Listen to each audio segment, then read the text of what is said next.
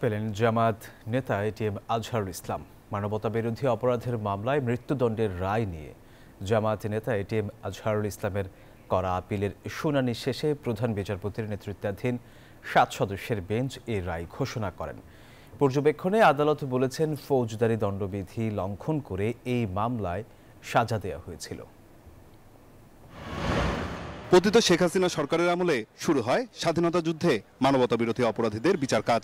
সেখানে একে একে কার্যকর করা হয় জামায়াতের ৬ শীর্ষ নেতার মৃত্যুদণ্ড। ২০১২ সালের ২২ আগস্ট মগবাজারের বাসা থেকে আজহারুল ইসলামকে গ্রেপ্তার করা হয়। পরে আদালতের রায়ে মৃত্যুদণ্ডাদেশ দেওয়া হয় তাকে। আপিলে এই রায় বহাল রাখলে পুনর্বিবেচনার জন্য আবারও আবেদন করেন তিনি। শেখ হাসিনা সরকারের পতনের পর যা আমলে নিয়ে ফের আপিল শুনানি অনুষ্ঠিত হয়।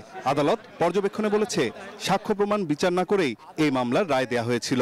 আদালতের সামনে উপস্থাপিত সাক্ষ্য প্রমাণ অ্যাসেসমেন্ট করা ছাড়াই জনাব এটিএম আজহারুল ইসলাম সাহেবকে ফাঁসি দেওয়া হয়েছিল।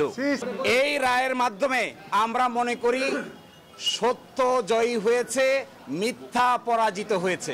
এই মামলার মতো বাকি মামলাগুলোকেও আমলে নিয়ে রিভিউ বোর্ড গঠনের মাধ্যমে সাজা কার্যকর হওয়া ব্যক্তিদের ন্যায় বিচার প্রতিষ্ঠার দাবি জানান আসামি পক্ষের আইনজীবীরা। আন্তর্জাতিক অপরাধ ট্রাইব্যুনালের প্রসিকিউটররা বলেন, এই রায় বর্তমান বিচার ব্যবস্থায় কোনো প্রভাব ফেলবে না। ট্রাইব্যুনালে যে প্রেজেন্ট বিচারগুলো আছে এবং ইন ফিউচার যে ট্রায়ালগুলো হবে, সেক্ষেত্রে এমন কোনো আদেশ আমরা প্রতিবাদ করি বা এমন কোনো আদেশের বা এমন কোনো সাবমিশনের বিপক্ষে যে সাবমিশন বর্তমান এবং ভবিষ্যৎ ট্রায়ালকে হ্যাম্পার করবে। অন্য কোনো মামলায় গ্রেপ্তার না থাকলেও জামায়াত নেতাকে দ্রুত মুক্তির নির্দেশও দিয়েছেন আদালত। নাইম আল চিকো, নিউজ 24, ঢাকা।